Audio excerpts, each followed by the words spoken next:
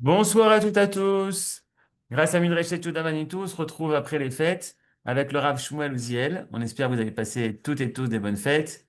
Grâce à Dieu, on a fini avec des très bonnes nouvelles, le retour de tous nos otages qui sont encore en vie. On espère également que les otages morts reviendront également. Rav Uziel, pour vous, c'est pas un commencement, Bereshit, mais la création comme un recommencement. Bechavod, Rav Uziel.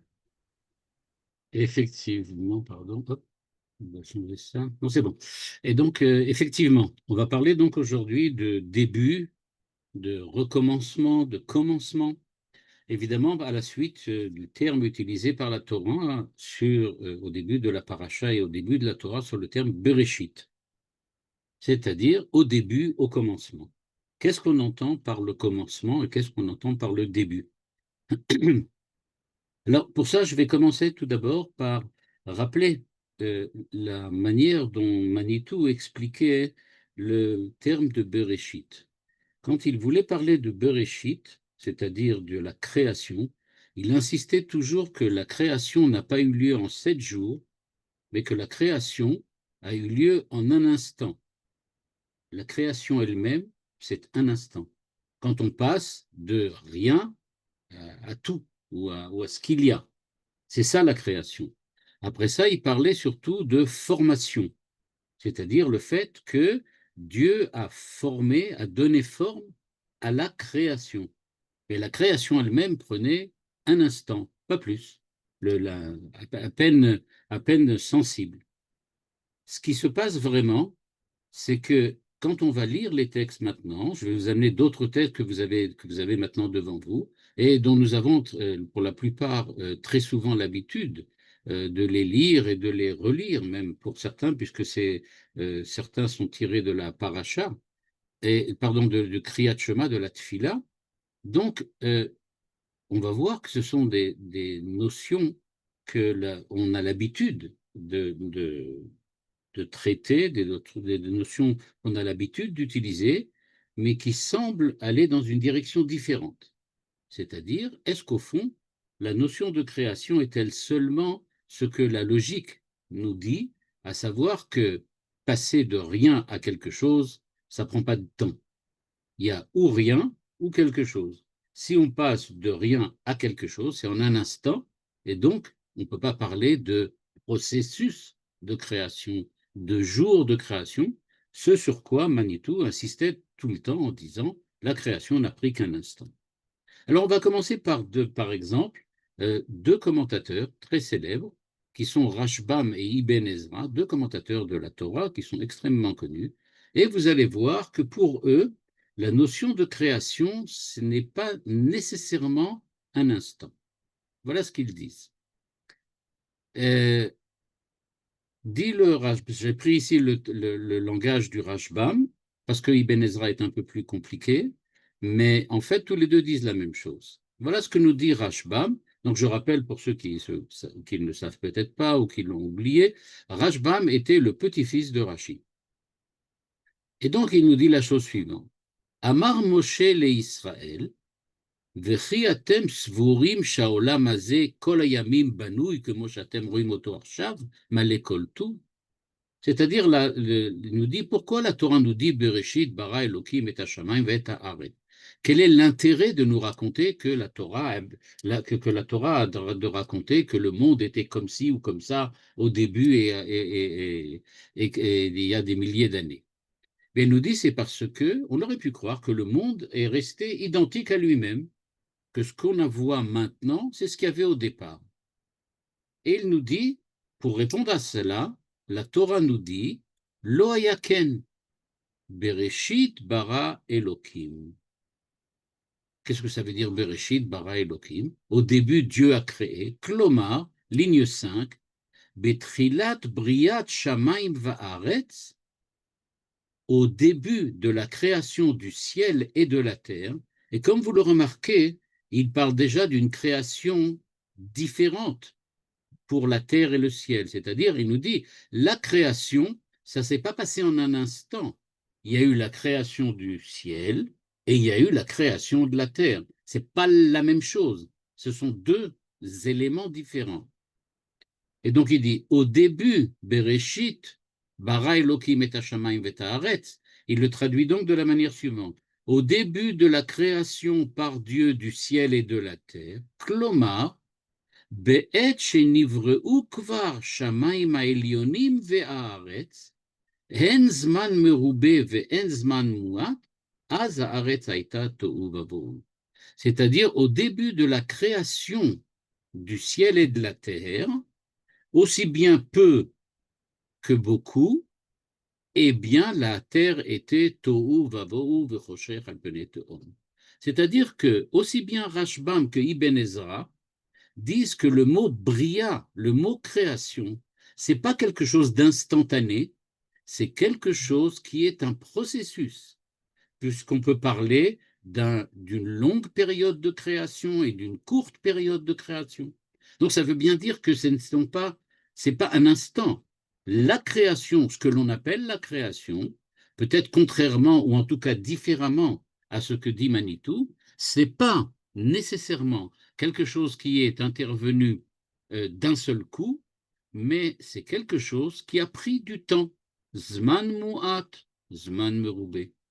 Et donc, on voit déjà apparaître cette idée-là que la création, ce n'est pas quelque chose qui est passage de 0 à 1, mais c'est quelque chose qui est beaucoup plus comme, j'aurais pu dire, un passage petit à petit, avec un progrès, avec un processus dans lequel ça évolue, une espèce d'évolution. Et c'est pour ça qu'il parle qu'il y avait la création du ciel et de la terre. Évidemment, ce n'est pas le ciel et la terre que l'on connaît nous, mais il dit Shamaim, Elionim, etc. Mais il dit tout cela, ça a pris du temps, ça a pris, j'aurais pu dire, d'un procédé de création, et c'est pour ça qu'on va parler, dit-il tous les deux, Ibn Ezra et Rashbam, de la création qui est une création par étapes. Il y a donc des étapes. Zman muat, zman merubé. Ok. Donc on voit déjà apparaître cette idée qu'on peut utiliser le mot création, même si on admet, encore une fois, comme le dit Manitou, que c'est nécessairement quelque chose qui a dû se passer dans un temps instantané, mais il y a une certaine, j'aurais pu dire, un certain processus qui fait que on peut parler de création un petit peu, pas un petit peu, beaucoup, pas beaucoup. Deuxièmement, le Radak et Malbim aussi vont chercher le mot création ailleurs que dans le livre de Bereshit pour essayer de comprendre de quoi on parle. Parce qu'au fond, l'enjeu de ce qu'ont expliqué devant vous Rashbam et Ibn Ezra, c'est qu'ils déterminent que le mot création n'est pas seulement yesh me'ain. Ça peut aussi désigner le processus même de la création. Comme je le disais tout à l'heure, ça nous fait éviter j'aurais pu dire, la façon dont l'a expliqué Manitou, c'est-à-dire, c'est pas possible que la création, ça soit passage de 0 à 1 et que ça se fasse avec du temps. Il y a ou 0 ou 1. Eh bien, on nous explique, non, c'est pas nécessairement passage de 0 à 1. Le Radak et Malbim, donc, vont chercher où c'est écrit le mot bria. Évidemment, on parle de bria, pas de la bria du maçon ou le bria du cordonnier. On parle de Dieu. Eh bien voilà, ça se trouve dans Tehilim. Dans Tehilim, on retrouve le verset suivant. Tastir panecha bahelun, si Dieu cache sa face, tout le monde est terrifié. Tosef rucham yigvaun velafaram yeshuvun. Si Dieu arrête de leur donner le rouar ici, c'est pas l'esprit, mais la respiration, yigvaun ils mourront, velafaram yeshuvun ils retourneront à la terre. Donc on parle du fait qu'on peut mourir. Et tout de suite après, le verset nous dit, Teshalach ruchacha, mais si au contraire, Dieu envoie son souffle, son esprit, Yibareun, ils seront créés. Ou Techadesh pene adama, et la face de la terre en sera renouvelée. On voit donc apparaître dans ce verset quelque chose d'exceptionnel. On voit qu'il y a d'une part le fait de mourir, la terreur avant la mort, et ensuite, si Dieu envoie son esprit et son souffle, on retrouve le mot de création. yibareun. Ils vont être créés, et le mot création, cette fois-ci, se trouve à côté d'un autre mot, très important. Techadesh pene adama. On va renouveler la surface de la terre. Et donc, ce que l'on voit bien apparaître ici, c'est que Bria, c'est-à-dire la création, c'est pas nécessairement de 0 à 1, mais ça peut être aussi, par exemple, la mort suivie de la vie. Et à ce moment-là, de quoi parle-t-on? Ligne 11, on parle donc de la résurrection des morts. Et explique Radak, le Malbim répète ce que Radak explique, ils nous disent la chose suivante. Qu'est-ce que c'est la résurrection des morts? Donc on utilise le verbe bria, création, pour parler de la résurrection des morts. Clairement, il ne s'agit pas de 0 à 1, il s'agit de 1 à 1, puisqu'il y avait quelque chose qui a disparu et qui revient. Techadesh pene adama, vous l'avez devant vous. C'est-à-dire qu'on va renouveler ce qui était déjà là. Donc on voit que le terme Yibbareun, la création, peut aussi désigner non seulement le fait de créer de 0 à 1, Yesh Me'ain, mais c'est aussi quelque chose qui est un renouvellement de ce qui existait déjà. Et disent le Radak, Le'emunatenu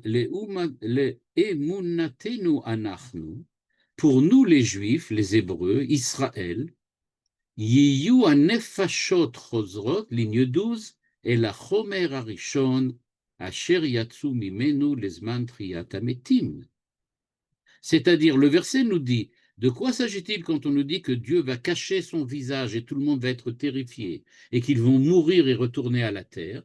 On parle que des gens sont déjà morts, les hommes sont déjà morts, et qu'ensuite, Teshalach ruchacha yibareun, suite du verset ligne 9, quand Dieu va redonner son esprit au corps, c'est ce qu'il appelle ici le Radak, Yiyu anefashot chozrot el hachomer arishon. Donc on parle de la résurrection des morts. al derech nes vepele velo kefi hateva. Ça ne sera pas naturel, mais ça sera un véritable miracle. C'est-à-dire, quand on parle de la résurrection des morts, nous dit le Radak et à sa suite le Malbim, eh bien, il ne s'agit pas du tout ici de voir un processus naturel qui dirait qu'on peut mourir et ensuite revenir, mais au contraire, il s'agit que Dieu envoie son esprit pour créer et renouveler, Pene Adama, la surface de la terre. Donc, dans ce verset-là, d'après l'explication qui voit dans ce verset une allusion à la résurrection des morts, on parle donc de la résurrection des morts et c'est un miracle dont on veut nous parler ici.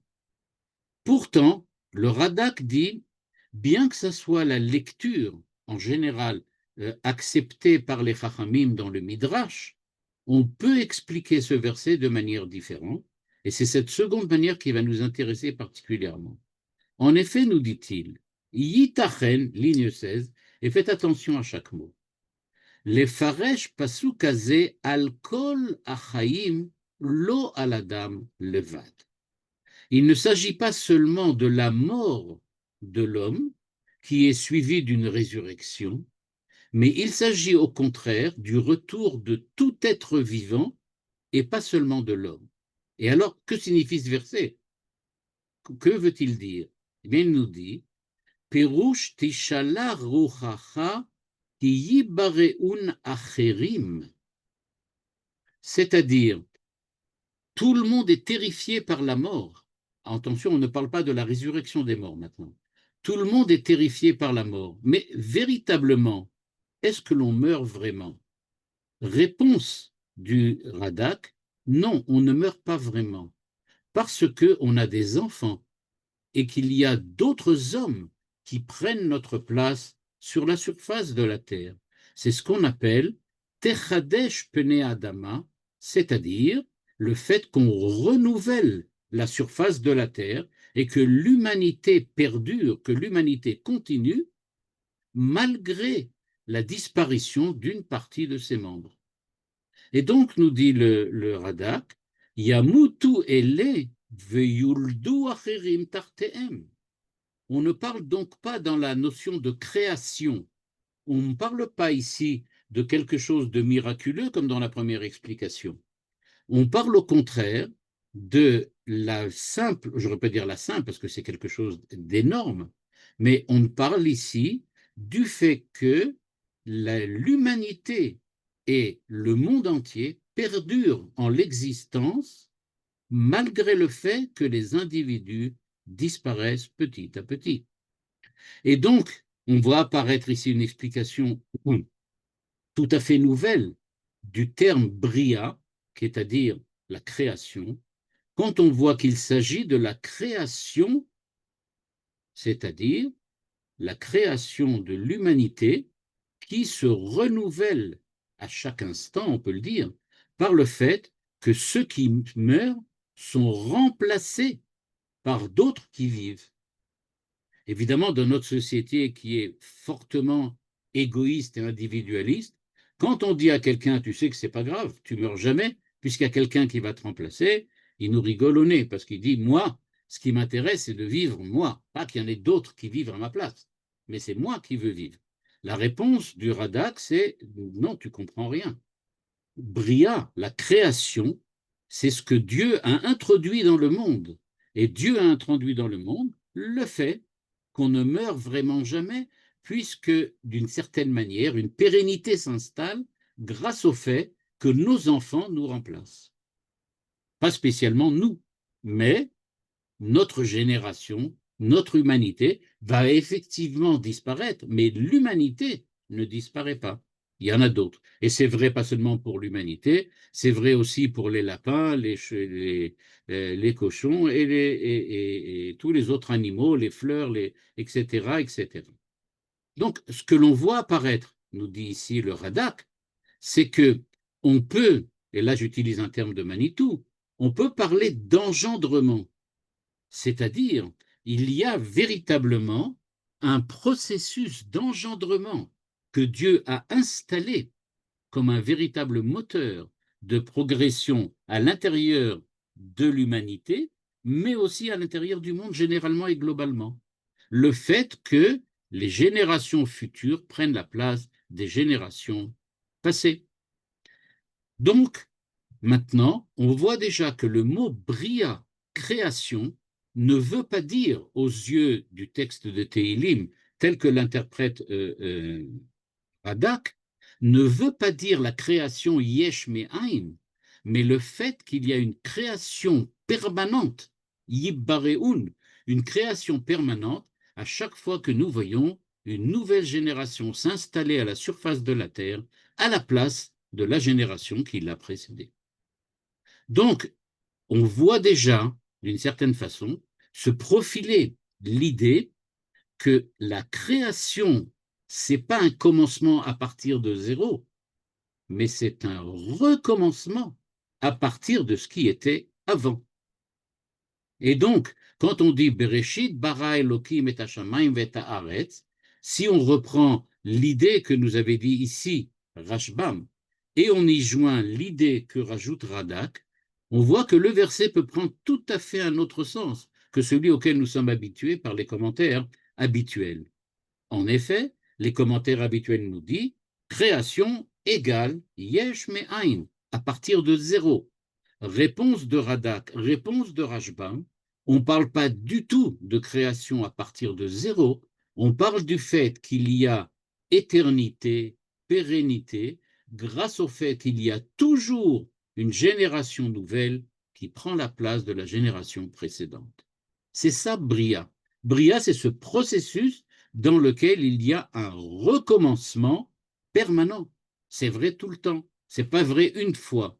Et donc, à ce moment-là, je me permettrai, bien que par la suite, vous allez voir, il faudra un peu nuancer, mais je me permettrai de dire que ce que nous révèle ici le Radak, c'est que quand on parle de commencement, il n'y a pas vraiment de commencement, il n'y a seulement qu'un recommencement.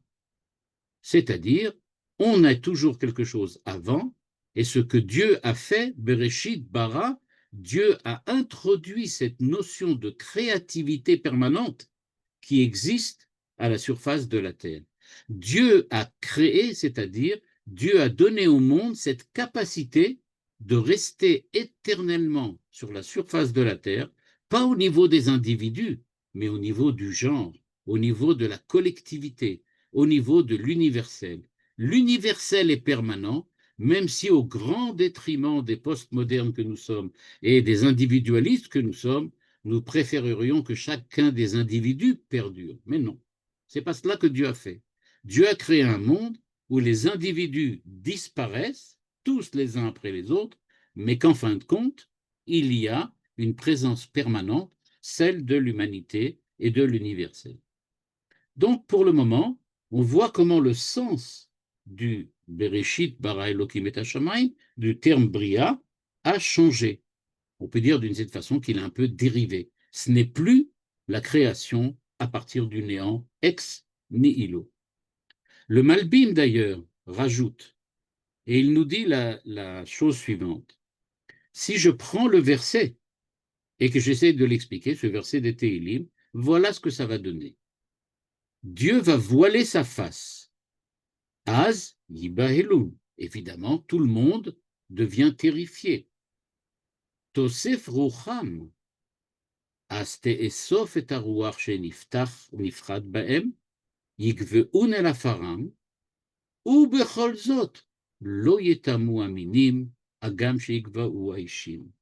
Il dit, bien que on retourne à la terre, c'est écrit dans le verset, mais qu'est-ce qui retourne à la terre? Ce qui retourne à la terre, c'est uniquement les individus. Mais l'universel, lui, continue de perdurer. Pourquoi? Ki tishala ruchacha. Parce que toi, tu vas envoyer ton souffle et ton esprit à qui? Pas aux morts. On ne parle pas de la résurrection des morts. Alors à qui on l'envoie? Ligne 22. El anoladim achadashim. C'est cela qu'on appelle yibareun. Et donc, nous dit le Malbim et le Radak, quand vous allez à l'hôpital voir vos enfants, vos petits-enfants qui viennent d'accoucher, eh bien, sachez que vous avez assisté à ce qui s'est passé au moment de la création du monde. C'est ça. C'est le fait qu'il y a une véritable, pas résurrection, mais renouveau de ce qui se passe sur la Terre. C'est-à-dire que la Terre est maintenant habitée par de nouvelles créatures qui viennent de naître et qui vont remplacer celles qui étaient avant et qui ont disparu. Donc il nous dit, chaque naissance, chaque Brit Mila, chaque Zeved Abbat, ça vient fêter la création elle-même. Parce que la création, c'est le fonctionnement permanent dans lequel nous voyons l'universel perdurer malgré la disparition des individus.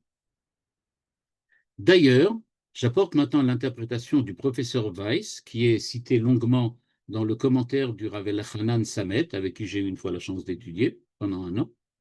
Et dans ce commentaire, le professeur Weiss, qui est un professeur qui est il y a à peu près 50, 100 ans, dit la chose suivante. On remarque qu'il y a un parallèle entre le premier verset des Téhilim et le second. Vous l'avez devant vous. Regardez, c'est très simple. On a Tosef Rucham Yigvaun Ve'el Afaram Yeshuvun. Si jamais Dieu apporte son esprit, alors Teshala Ruchacha, il l'envoie. Tosef Rucham, ça veut dire que l'esprit disparaît. Donc on meurt. On voit bien, nous dit le professeur Weiss et le Rav Elchanan Samet, qu'il y a un parallèle entre Tosef, la fin de la vie, et Teshala Ruchacha, c'est Dieu qui envoie la vie. Yigvaun, mourir. Yibareun, créer. On voit que la création ici est parallèle, pas avec rien, mais avec Yigvaun, le fait de mourir.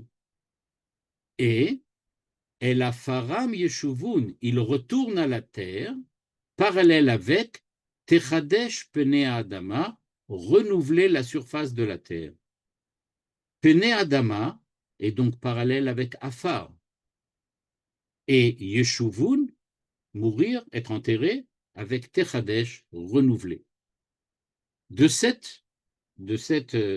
parallèle, on voit que ce qui est vraiment parallèle avec Pene Adama, Techadesh Pene Adama, c'est le mot Afar, c'est-à-dire la poussière. Et alors, que veut dire la poussière, nous dit le Rav Samet? Il nous dit, ce qui est renouvelé ici, regardez ici maintenant, c'est Techadesh Pene Adama. Ce qui est parallèle à Pene Adama, c'est le mot Afar, la poussière. Donc la poussière qui est à la surface de la terre, on y retourne en mourant et elle est renouvelée quand l'homme est recréé. Ce qui donne l'idée suivante. Eh bien, que à Afar, la poussière, c'est ça ce que Dieu renouvelle. Dieu, Afar, ce qui était devenu Afar, poussière, le corps humain, le fait d'être mort, eh bien, dit ceci est maintenant renouvelé à présent, et c'est à partir de là, c'est-à-dire à partir de cette poussière, que tout va recommencer. Et donc, quand on dit que, par exemple, Hashem Elohim Yatzar et Adam Afar Mina Adama, vous voyez le parallèle avec le Teilim. On dit dans le verset de Bereshit que Dieu a créé l'homme Afar Mina Adama, poussière de la Adama. C'est exactement ce que Teilim vient de nous dire. On a pris le Afar et on en a fait du Adama. Vaïpar be'apav nishmat chaim. Comment fait-on ça? Quand Dieu insuffle un souffle, ruach, dans l'homme, et il devient nefesh chaya. Ça veut dire donc que ce qui est raconté, nous dit le Rav Samet, dans Bereshit comme quelque chose d'unique dans l'histoire, Bereshit bara Elokim et Hashamayim, devient quelque chose de permanent dans le Mizmor de Tehilim. Et donc on a cette image extrêmement saisissante. En fait, Bria, la création du monde à partir de rien, c'est une notion philosophique, c'est une notion théologique, ou peut-être même métaphysique. Mais en tout cas, la description que nous en fait le livre de Bereshit doit être complétée par la définition qu'on en donne dans Tehilim. Quand on parle dans Tehilim, on nous dit ça semble être quelque chose d'unique dans son genre. Eh bien, pas du tout. C'est quelque chose qui est permanent. Le fait que Afar Mina Adama, on transforme le Afar en Adama, c'est-à-dire on transforme ce qui semble disparaître en quelque chose qui apparaît. Et pourquoi? Eh bien, parce que on est en train de dire, en fait, que la naissance de quelqu'un d'autre, c'est une nouvelle création, une nouvelle bria. À bria, le fit à Mizmor, nous dit le Rav Samet, c'est pas quelque chose qui a eu lieu qu'au début. Dieu a fait que maintenant, à chaque instant, il y a une naissance quelque part dans le monde, et c'est ça qui vient nous dire Maaseh Bereshit. C'est donc le renouvellement de ce qui s'est passé le premier jour auquel nous assistons à chaque naissance qui se produit quelque part. Et cette naissance, donc, c'est, j'aurais pu dire, le schéma identique à au schéma de la création. Donc, de ce que nous dit ici maintenant le Mizmor, et comme on le voit, c'est un Mizmor de Tehilim, c'est-à-dire que ça se trouve dans le Tanakh, ça vient nous expliquer qu'il n'y a pas nécessairement, comme on le croit, un passage entre le néant et l'être, entre ce qui n'est pas du tout et ce qui va devenir quelque chose, mais du point de vue, j'aurais pu dire peut-être même existentiel, du point de vue de la vie au quotidien, du point de vue de la vie juive face au texte de la Torah qui nous dit Bereshit bara Elokim et Hashamayim v'ta'aret, il dit sortez des définitions métaphysiques, sortez de toutes ces conceptions, j'aurais pu dire théologiques et autres. Vous devez maintenant regarder et comprendre. Dieu a écrit Bereshit bara Elokim et Hashamayim v'ta'aret au début de la Torah. Et pourquoi? Qu'est-ce que ça peut bien nous faire, comme nous avait dit le Rashbam? Qu'est-ce que ça peut nous faire que Dieu a créé le monde comme ci ou comme ça? Ce qui nous intéresse, c'est qu'est-ce qu'on fait nous dans le monde? Eh bien, nous assistons à la création à chaque naissance. Il y a un recommencement permanent et évidemment une disparition permanente. Parce que, nous dit le Rav Samet, il faut bien comprendre que créer à partir du néant, ça ne peut indiquer qu'un miracle. Or, nous, dans la vie de tous les jours, nous ne vivons pas selon la définition du miracle. On ne vit pas selon l'être du miracle. Nous vivons une vie dans laquelle les choses se produisent de telle façon que il y a des disparitions et des morts, il y a des décès, et ensuite il y a la perte, le recommencement, la suite grâce à la naissance des générations futures. Et donc, on apprend de ce parallèle entre Tehilim et Bereshit qu'en fin de compte, la mort n'est pas aussi yibahelun, elle n'est pas aussi terrifiante que ce qu'on pourrait supposer. Parce que c'est à partir de la mort qu'on va véritablement construire la première étape du processus qui amène à la renaissance, au recommencement de la génération d'après. C'est-à-dire que on aurait pu imaginer, et c'est ce que l'on croit en lisant la Torah telle qu'on l'avait lue jusqu'à maintenant, on imaginait que Dieu était tout seul, mais il s'ennuyait, visiblement. Et qu'est-ce qu'il a décidé un beau jour? Il a dit, voilà, je m'ennuie, j'ai même plus quelqu'un pour jouer aux cartes, rien du tout. Bon, faisons un monde. Et hop, le monde est intervenu. Quand le monde est intervenu et qu'il est passé à l'existence, eh bien, on parle de quel monde? Eh bien, on parle d'un monde qui ne change pas, qui ne se transforme pas et qui n'a donc aucun renouveau. C'est un monde qui est en fait mort. Un monde qui ne change pas, c'est un monde qui est mort. Vient nous dire le Sefer Tehilim, David Ameller, vient nous dire, vous ne comprenez rien du tout à la Torah si vous ne comprenez pas que le premier verset vient dire que la mort est nécessaire. C'est-à-dire, on a besoin de changement, on a besoin de transformation, parce que le monde, ce n'est pas seulement ce qui a été créé une fois par Dieu et qui est là devant nous, mais c'est quelque chose qui, tout le temps, se transforme, change, et c'est pour cela qu'on utilise le terme bara pour dire le fait qu'il y a des naissances et que ce qui perdure, c'est l'universel. D'ailleurs, sans aller très loin, on se rappelle tous de la dracha très particulière que Rabbi Meir a dit, Ve'ine tov me'od. Il est écrit dans la Torah, Dieu a regardé le monde, Ve'ine tov me'od. Amar Rabbi Meir, Ve'ine tov mavet. C'est comme ça que Rabbi Meir dit. Il dit le mot me'od, tu le transformes un petit peu. Le aleph, od, aleph et le point en haut, c'est un vav. Et le dalet et le tav, ça se ressemble beaucoup. Donc on pourrait dire Ve'ine tov mot, mavet.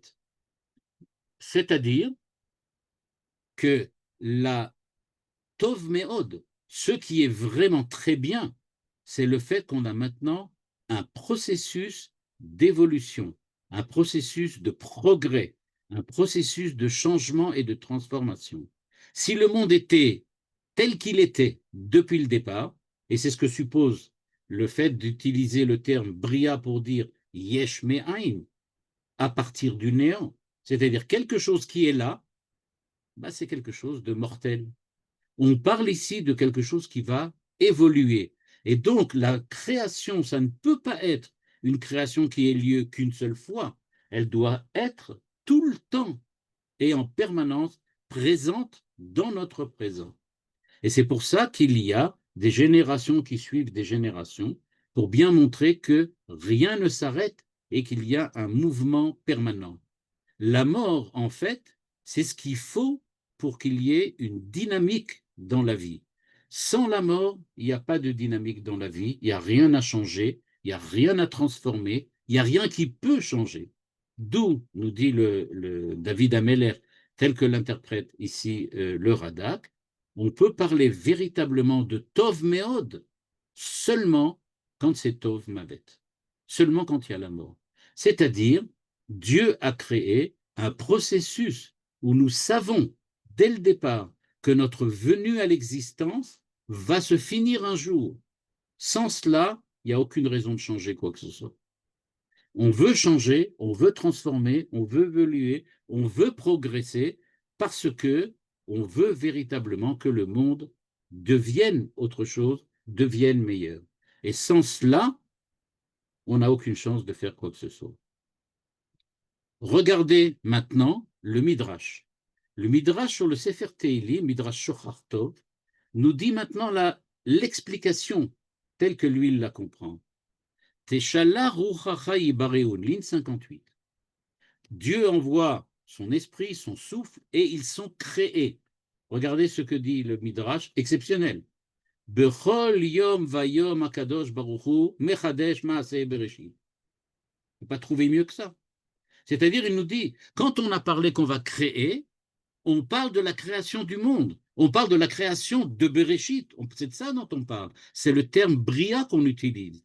Ça veut donc dire que le sens du terme Bria, c'est pas ex nihilo uniquement, mais c'est aussi et surtout le fait que tous les jours, Amechadesh betuvo bechol yom tamid maaseh bereshit, ligne 60, tel qu'on l'utilise dans la tfila.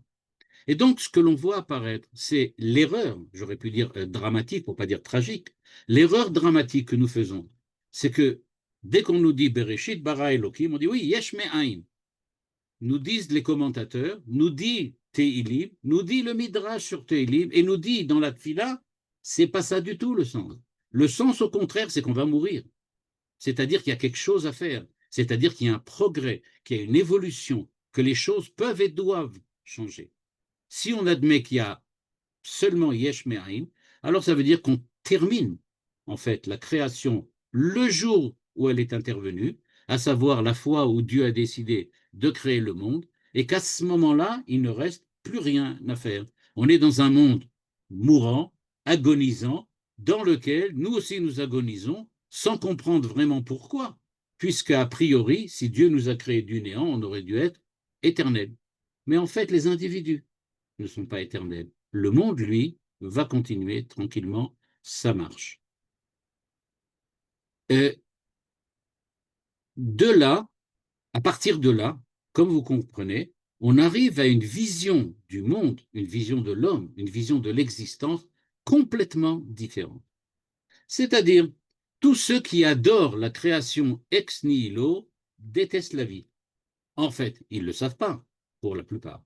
Mais c'est ce qu'ils font. Ils détestent la vie. Parce que pour eux, cette vie n'a pas de sens. Manitou le rappelait sans arrêt. S'il y a création, il y a intentionnalité. Dieu a créé, c'est-à-dire il a voulu quelque chose. Mais d'où je sais qu'il a voulu quelque chose? Il a créé du néant, il n'y avait rien avant. D'où je sais qu'il veut quelque chose? Parce que nous ont expliqué le Tehilim, David Ameller, le Midrash sur Tehilim, la Tfila, nous explique, oui, mais la création, elle est permanente. C'est tous les jours que Dieu crée. Si Dieu crée tous les jours, à chaque instant, ça veut donc dire que c'est quelque chose qui a un but. Chaque instant est imprégné, on peut dire, du but que Dieu a mis dans la création. D'ailleurs, est-ce que vous vous êtes posé une fois cette question? Ce n'est pas une question vraiment très philosophique, mais on peut se la poser. La poser comme ça. Dieu est éternel. Bon. Donc, ce qu'il fait est éternel. La création en elle-même, si c'est le passage de 0 à 1, le fait que 1 soit éternel, ça ne résout pas le problème que la création elle-même doit être éternelle. Et c'est à ce moment-là que Tehilim et David Ameller et le Midrash et le Ramban, etc., interviennent et nous disent, mais pas du tout. Dieu crée à chaque instant. C'est ça, une création. Une création, c'est pas qu'on a été créé une fois pour toutes et que le monde est là. Mais une création, ça veut dire qu'il ne se passe pas un instant sans qu'il y ait création. D'où l'explication qu'on a vue tout à l'heure du Rashbam et des autres, qui nous disaient, vous voyez bien, vous disparaissez, vos enfants sont là. Vos enfants vont disparaître et il y aura la suite. Donc vous voyez bien, c'est éternel. L'éternité de Dieu s'exprime ici d'une certaine façon étonnante, qui est qu'il s'exprime par la création permanente. La création permanente. C'est ça l'éternité. L'éternité, c'est pas qu'on a créé un monde permanent. mais c'est l'éternité, c'est qu'on a une création, l'acte de créer qui est permanent. Tout le monde pense, si Dieu est éternel, le monde est éternel. Non. Si Dieu est éternel, alors au contraire, le monde n'est jamais autre chose qu'une création permanente. Lui, il n'est pas permanent. Lui n'est pas éternel, le monde. Alors qui est éternel là-dedans? L'acte de création de Dieu, mais évidemment. Dieu est éternel, il fait donc un acte de création permanent et éternel. Nous sommes le résultat, on peut dire, de cette création permanente. De là, il ne fait qu'un pas pour arriver à ce que la chassidoute explique et la chassidoute présente. C'est-à-dire, ce que je veux vous montrer ce soir, c'est que l'idée de la chassidoute concernant la création permanente, vous allez voir tout de suite comment il l'exprime, cette idée-là, elle n'est pas tombée du ciel. C'est-à-dire qu'elle est venue, elle intervient après tout, on peut dire, le travail d'approfondissement qu'ont fait le Rashbam, qu'a fait le Radak, qu'a fait le Teilim, le Midrash, David Ameller. Après tout cela, on voit la chassidoute arriver et tirer les conséquences de ce qui vient d'être dit maintenant. Et c'est dans cette direction-là qu'ils vont. Ça ne enlève rien à la légitimité de ceux qui pensent que Bria est Yesh Me'aim. Mais dans cette direction de pensée qu'on vient de voir, c'est difficilement acceptable comme quelque chose de Chad Pe'ami, quelque chose d'unique qui sort de l'ordinaire. Voilà ce que dit le Balatania, donc le fondateur de la Chassidoute Lubavitch. Il nous dit la chose suivante. Dvar Hashem nimtza bashamayim. Le'olam Hashem devarcha nitzav bashamayim. Vous vous rappelez, à Yom Kippour, on a dit ça à la fin de Yom Kippour. Le'olam dvarcha Hashem nitzav bashamayim. En fait, si on traduit ça directement, bah, c'est pas très intéressant. Le'olam dvarcha Hashem nitzav bashamayim, ta parole, elle est toujours dans le ciel. Bon, bah d'accord, et alors? Si elle est dans le ciel, ça ne nous concerne pas toujours. Ça concerne le ciel. Alors quel est le problème? Nous dit le Balatania, ligne 75. Lou yassir akadosh baruch hu rega echad dvaro mirakia hashamayim, ayu kulam le'ain ve'efes mamash, kevatrila kodem shenivreu. Il nous dit, quand Dieu dit Yehi or, vayomer Hashem Yehi or, Dieu n'a jamais arrêté, depuis l'instant de la création, de dire Yehi or. C'est-à-dire, nous dit le Balatania, quand on dit que Dieu prononce les paroles, que la lumière soit, ça veut dire que depuis la création, il a besoin de dire Yehi or pour que la lumière soit là. S'il avait dit Yehi or et la lumière avait été là toujours, ben on serait revenu dans le monde extrêmement ennuyeux de ceux qui nous disent que la création c'était ex nihilo uniquement et qu'à partir du moment où c'est fait, c'est fait. Il continue en disant, ligne 77, la création de toutes les créatures, yesh me'ain, et il reprend l'idée de Manitou, et de tous les autres commentateurs qui considèrent que Bria, ça veut dire yesh me'ain. Il dit oui, mais on peut le lier avec ce que vient de dire David Ameller. On peut le lier avec le Midrash et Teilim. Pourquoi? Tout ce qui a été fait yesh me'ain, c'est grâce à la parole de Dieu, grâce à son souffle, Ruach, dont on a vu que c'est lui qui fait faire ressusciter les morts, et c'est lui qui fait ressusciter les choses.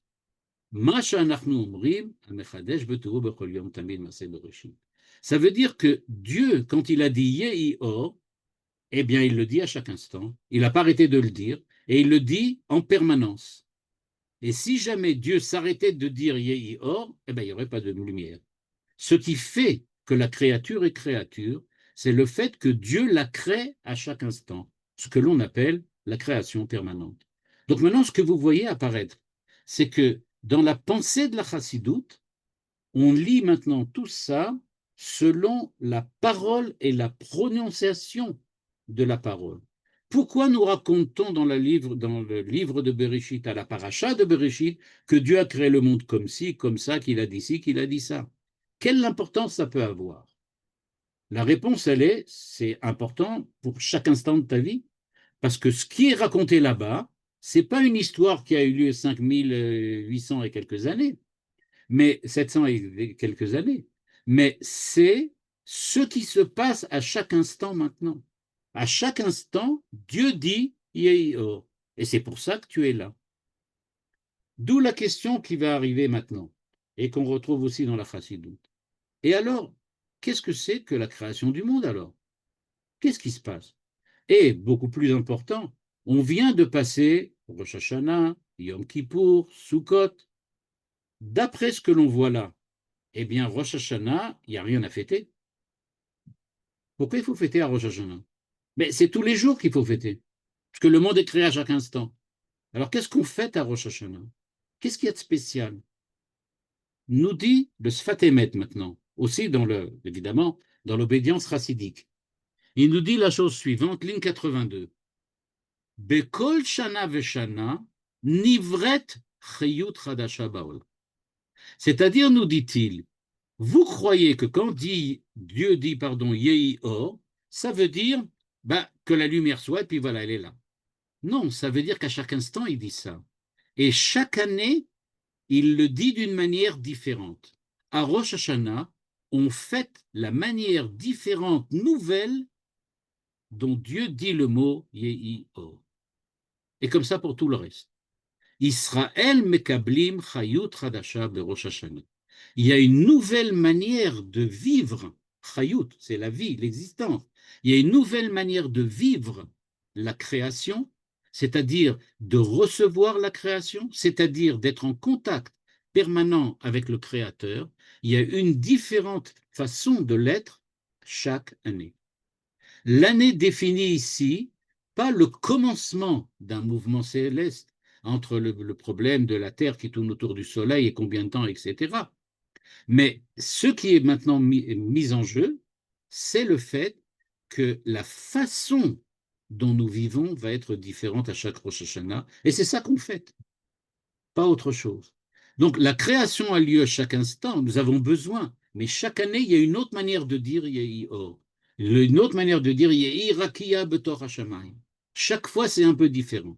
Et ça intervient le jour de Rosh Hashanah. D'ailleurs, nous dit le Sfat Emet dans un deuxième texte, Ayom mitchadesh haolam bechayut chadasha kemo besha'at abriya. La première fois où Dieu a prononcé Yehi Or, eh bien, cette première fois-là, il l'a dit d'une certaine manière. Eh bien, maintenant, comme il a choisi de dire Yehi Or au début de la création d'une manière certaine et d'une certaine façon, maintenant, il le dit chaque année de manière différente. C'est ce qu'on appelle, nous dit le Sfat Emet, Chidush b'maaseh bereshit, comme il est écrit, Mechadesh betuvo bechol yom tamid maaseh bereshit. Donc, en fait, ce que l'on voit apparaître ici, on voit donc apparaître, d'après le Sfat Emet, que l'idée, la notion de création est beaucoup plus compliquée, j'aurais pu dire, beaucoup plus compliquée que ce que nous avons l'habitude. Et c'est un véritable recommencement auquel nous assistons, et pas du tout un commencement. À tel point que chaque année, Rosh Hashanah, ce n'est pas le commencement de l'année dont on parle, c'est le recommencement de l'année. On va dire Yehi Or, mais d'une autre manière. On va recommencer. Est-ce que ça veut dire maintenant que le monde n'existe pas en lui-même, puisqu'il recommence à chaque instant? Est-ce que vraiment on peut parler que le monde existe? Ou en gros, on va poser la question d'une manière plus facile pour nous. Si on me révèle à chaque instant, alors ça veut dire qu'il n'y a jamais de monde, puisqu'à chaque instant ça change. Non, il n'y a pas de monde. Qu'est-ce qu'il y a alors? Il n'y a rien. Qu'est-ce que ça voudrait dire? Qu'est-ce que ça veut dire? En fait, ce que nous dit le Sfat Emet, c'est qu'il faut changer complètement notre perception du temps. Le temps ici, c'est ça véritablement qui est en jeu. Parce que, en fait, on a une impression que la manière dont va l'exprimer le Sfat Emet est bien différente de ce que nous avons l'habitude d'entendre. En effet, si on se tourne par exemple chez les stoïciens, la Grèce antique, etc., le temps était pensé en général, et encore une fois, je schématise, hein, il faut donner le kavod aux philosophes de la Grèce antique qui leur revient. Et c'est plus compliqué que ce que je vais dire maintenant. Mais en tout cas, on parle souvent de ce qu'on appelle l'éternel retour. L'éternel retour. Et a priori, on aurait l'envie de dire, bah, c'est pareil, c'est ce que dit le Sfat Emet. Il dit que tous les jours c'est créé. Donc c'est l'éternel retour, ça revient. Non, mais c'est pas ça ce que vous pensez la Grèce antique. Dans la Grèce, pardon, ce sont les mêmes événements qui se répètent indéfiniment sans aucune nouveauté. C'est-à-dire, on revient sur tout et ça recommence et ça recommence et ça recommence. Sisyphe, le mythe de Sisyphe. Il fait quelque chose, ça coule en bas, et il recommence à monter, et il redescend, et ça commence, et ça commence. Ça, c'est à peu près ce que disent tous les postmodernes, les individualistes que nous sommes, qui disent en fait, chaque jour, en fait, bah, c'est pareil, métro, boulot, dodo, voilà, on fait ce qu'on peut, puis, et voilà. La vie, c'est ça. C'est des jours qui se ressemblent et qui passent tous les jours. Et en fait, ce cycle de vie et d'existence sans aucune nouveauté vient véritablement percuter ce qui est écrit dans Télim, quand David Ameller nous dévoile que pas du tout. Techadesh pene à Adama. Il y a au contraire une nouveauté à chaque instant. Ce n'est pas du tout un cycle sans nouveauté où tout recommence. On parle de quelque chose qui change. Et si on parle de quelque chose qui change, ça veut donc dire peut-être que le Sfat Emet est d'accord avec toutes les philosophies modernes. Ben, là, le temps est conçu comme une ligne droite dans laquelle il y a du progrès. Le présent, c'est rien. Il n'y a pas de présent. On ne vit pas. On n'existe pas. Qu'est-ce qu'on est? On n'est qu'un point pratiquement imperceptible entre le passé qui est déjà révolu et le futur qui n'est pas encore intervenu. On est entre les deux, mais on n'est rien. On n'est rien du tout. Dans les philosophes grecs antiques, ah, pas du tout. On était là complètement, puisqu'on revient tout le temps sur nous-mêmes. Donc on ne peut pas arrêter de venir. Donc, a priori, si on n'est pas comme les Grecs, alors on est comme les philosophes modernes. Et donc, comme depuis Descartes, on se représente la droite des temps avec des trucs, et on passe comme ça. En fait, ce que nous dit le Sfat Emet, le temps n'est pas un cercle, le temps n'est pas une droite, c'est plutôt ce que Manitou appelait une spirale, c'est-à-dire quelque chose dans lequel chaque instant est un recommencement, mais pas un recommencement dans lequel on revient sur ce que l'on était, mais un recommencement dans lequel on est différent, dans lequel l'intensité de la vie est plus grande et la relation avec la présence divine est plus affirmée. Et donc, en fait, c'est-à-dire qu'on relance en permanence l'origine. Imaginez quelqu'un qui, dirait comme ça, ferait du surplace, mais avancerait quand même. Il avance en faisant du surplace. C'est ce que nous propose le Sfat Emet. C'est-à-dire, il nous dit, ne crois pas que tu vas rester sur place, ne crois pas que tu vas avancer comme ça à l'infini sans rien, sans aucune direction. Tu vas à chaque fois recréer ton identité et évoluer. Ça s'appelle dans le langage hébraïque, qu'on utilise couramment, ça s'appelle teshuva. Vous avez remarqué? Qu'est-ce que c'est teshuva? Teshuva, c'est un retour. Ah, c'est le cercle. On revient en arrière. Oui, mais tu reviens dans la teshuva, tu reviens au retour, au début, mais plus pur. Tu redeviens différent, épuré. Alors à quoi ça sert? J'ai qu'à rester là où j'en suis, je n'ai pas besoin de m'épurer, de devenir encore plus pur. Mais si, parce que quand tu deviens la deuxième fois plus pur, tu redémarres le cercle, mais d'une manière différente. Et donc, tu vas recommencer, mais pas la même chose. Tu vas faire quelque chose de différent. Et donc, on peut dire que pour le Sfat Emet, il y a une vision du temps qui est complètement différente. D'après ce que nous dit le Sfat Emet, on peut arriver à 3 conclusions, à peu près. Le monde n'est pas autonome. Il ne se suffit pas à lui-même. Il ne peut pas exister par lui-même. Il a besoin de l'influx divin pour rester et exister. C'est-à-dire que la première chose que nous fait le Sfat Emet, c'est qu'il nous dit, tu veux vivre et exister vraiment. Mais pourquoi? Tu viens de commencer le livre de Bereshit. Donc, tu as vraiment l'intention d'exister, vraiment l'intention d'être dans le monde de Dieu. Eh bien, il va falloir que tu saches que ce monde n'a de valeur que par la manière dont tu vas t'attacher à Dieu. Parce que tu n'existes pas par toi-même. Tu existes parce que Dieu te donne la possibilité de vivre l'existence de chaque instant. Deuxième chose extrêmement importante, pour tous ceux d'entre nous qui ont atteint un certain âge, avec beaucoup d'efforts ou pas, ça dépend, et disons qu'il arrive à 70 ans, 80 ans, 90 ans et plus même maintenant aujourd'hui, on a l'impression, quand on arrive à ces âges-là, que bah, le temps est passé vite. Hein. C'est quand même passé très vite tout ça. Et à ce moment-là, on se pose la question suivante. Bah oui, si c'est passé très vite, alors ben, on a raté quelque chose là. Il y a quelque chose qui s'est produit qu'on n'a pas vu passer. Où s'est passé tout ça?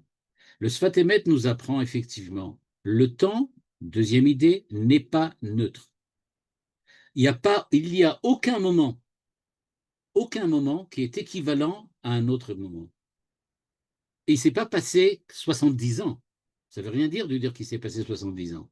Il s'est passé des milliards d'instants qu'on aurait dû, on aurait pu dire, colorer d'une intensité particulière et où il faut savoir se mettre en relation et en rapport avec Dieu. Donc il dit, il n'y a pas, tu ne peux pas dire, bon, je n'ai pas fait ça aujourd'hui, je ferai ça demain. Non, non, non. Demain, ce n'est pas la même chose. Demain, ça va revenir, mais ce n'est pas ça qui revient. C'est autre chose. Donc, il va falloir que tu fasses maintenant ce que tu as à faire. Troisièmement, et c'est peut-être la chose la plus importante, c'est que l'existence, ce n'est pas quelque chose de donné, c'est quelque chose de renouvelé. C'est un don renouvelé. C'est cela l'idée de la création permanente. Devenir, être pour chaque créature que nous sommes, c'est savoir reconnaître que nous recevons continuellement la vie de Dieu. L'existence, c'est pas un acquis, c'est un don renouvelé à chaque instant. D'ailleurs, chaque fois qu'on se lève tous les matins, Modéani lefanecha melechai vekaya, she'er zartabi nishmati. Tu m'as rendu. Et si tu me l'as rendu, quelle est la différence avec hier? Ben, bien évidemment, c'est pas la même chose. Et donc, c'est là qu'on va retrouver chaque chose. Je vais juste terminer avec une image, peut-être qu'il n'en est pas une, mais qui vraiment, à mon avis, peut donner une idée de ce que le Sfat Emet, en fait, conclut à partir de tout ce qu'on a vu du Rashbam, du Radak, etc. C'est que le verset dit Teshalach ruchacha yibareun. Envoie ruchacha, ton souffle, yibareun, ils sont créés. De la même manière que la respiration, le souffle, c'est un mouvement permanent d'entrée d'air et de sortie d'air. On peut dire de la même manière, nous sommes la respiration de Dieu. Dieu, à chaque instant, crée le monde. Nous sommes un peu comme sa respiration. Il y a l'air qui rentre, l'air qui sort. En fait, créer, renouveler, c'est exactement la même chose. Et donc, c'est par l'intermédiaire de la parole qui se sert du souffle que nous allons véritablement pouvoir exprimer l'esprit, c'est-à-dire ce qui fait que la vie est vraiment une vie et que ce n'est pas simplement un ennui permanent et éternel.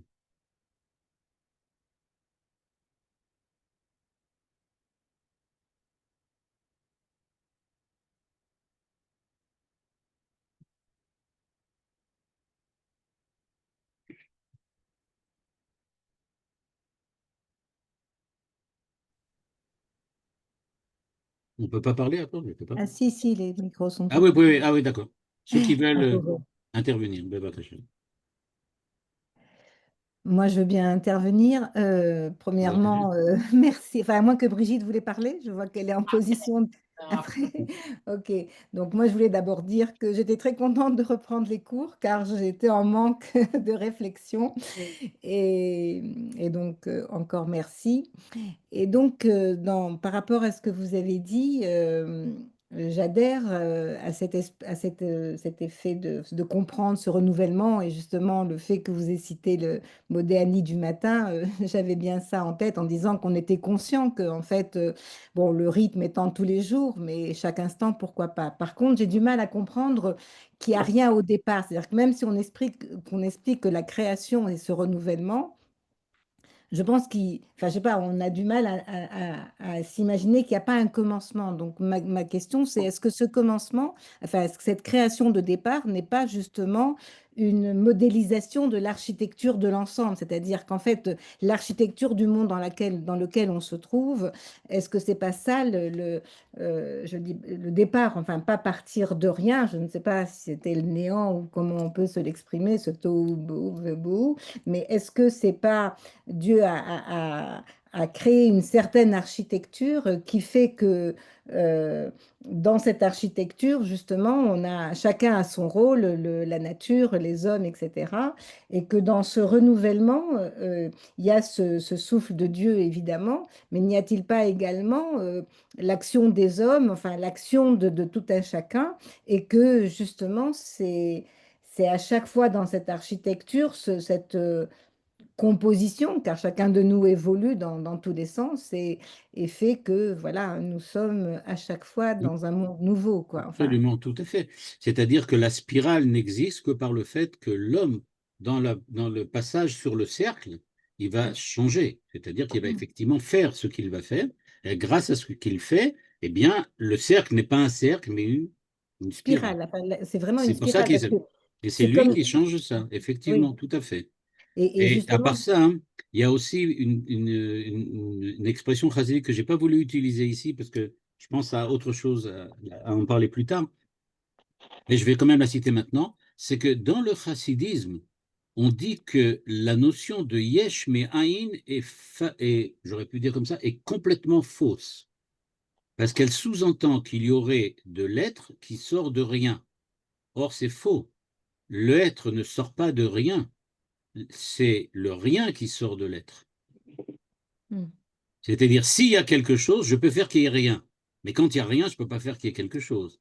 Donc il dit en hmm, fait, l'être, c'est Dieu. De Dieu est le monde. Le monde, c'est rien, c'est que le mouvement de la création divine grâce à l'homme qui devient une spirale. Donc c'est hmm, ça ce que l'on crée. Et donc il nous dit, en fait, yesh mais aïn, non. Aïn mi yesh.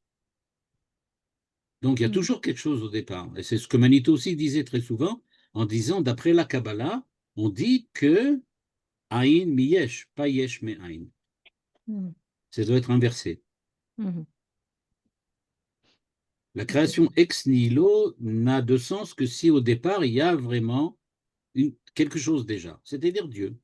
Il y avait hmm, Dieu et maintenant il y a le monde en plus. Alors on hmm, peut dire d'une certaine façon très poétique, le monde il est un peu comme rien par rapport à Dieu. Alors c'est un peu, il est sorti du Aïn, du Yesh, quelque chose comme ça. hmm, Vous avez au départ présenté la pensée de Manitou un petit peu comme opposée à ce que vous avez dit par la suite, mais en réalité, il n'y a pas vraiment opposition, si. hmm, Tout à fait. Il n'y a pas Mhm. réellement opposition, c'est ce que j'ai montré quand hmm, j'ai montré dans le cadre du Tanya, qui fait le rapport et la relation entre Yesh Me'ain et la création permanente. Et qui dit, quand on dit Yesh Me'ain, c'est la création permanente. C'est-à-dire, il dit, en fait, ce que dit Manitou quand il dit Yesh Me'ain, c'est de dire, en fait, c'est Ain Mi-Yesh. C'est ça ce qu'on veut dire.